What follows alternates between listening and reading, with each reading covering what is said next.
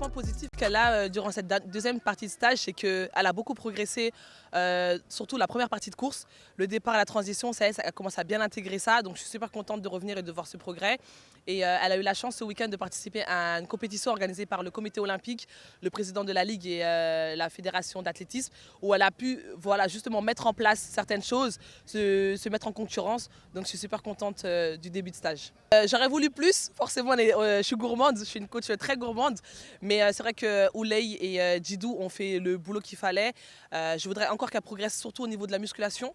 J'aimerais vraiment qu'elle prenne de la puissance, parce que c'est bien de travailler la technique, mais si physiquement elle n'a pas la puissance pour tenir la course, on perd du temps, sachant qu'il en reste très peu du temps avant les Jeux Olympiques.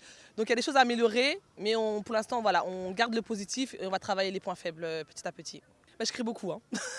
Je crie beaucoup sur elle parce que je veux vraiment qu'elle se mette en mode athlète de haut niveau. Et athlète de haut niveau, c'est pas juste quand on fait la séance et qu'on a fini, on sort du stade. Athlète de haut niveau, c'est comment on dort, comment on mange, comment on s'alimente, comment on prend son temps, quand on se repose. L'athlète de haut niveau, c'est toute une vie. Donc là, je lui dis, on te demande d'être athlète de haut niveau pendant 3-4 mois. Je veux que tu sois athlète de haut niveau pendant ces 24 heures. Tout le temps. Donc je suis beaucoup derrière elle. Je pense que je suis une coach un peu dure, mais parce que je sais les capacités qu'elle a, je sais les compétences.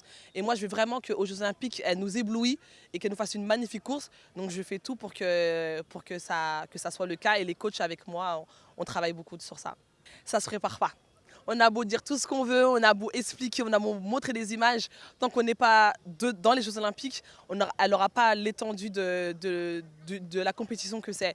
Donc je lui parle, je lui ai même montré les photos du stade, je lui explique un petit peu, mais il y aura beaucoup de travail sur place et c'est pour ça qu'elle arrive un peu avant. Le comité olympique l'a fait partir quelques jours avant pour que justement elle se mette vraiment dans le bain, qu'elle réalise. Quand elle va voir tous les athlètes de tout le monde, de tous les sports, je pense qu'elle va se prendre une belle claque. Donc il va falloir qu'elle reste concentrée sur sa performance, qu'elle ne s'éparpille pas et qu'elle profite quand même des Jeux Olympiques. Ça reste quand même un championnat magnifique, mais elle n'est pas là pour découvrir les Jeux Olympiques, elle est là pour faire une course. Donc voilà, c'est tout un travail qu'on commence à mettre en place dès maintenant. Je suis super contente qu'il m'ait offert cette chance de coacher cette athlète. Elle avait ses deux coachs déjà, donc ils auraient pu se passer de moi. Mais le fait qu'il m'appelle, ça reste quand même la Mauritanie, c'est mon pays d'origine. Je suis attachée comme pas possible. Et le fait qu'il me demande un regard extérieur pour l'aider à progresser, c'est une fierté pour moi.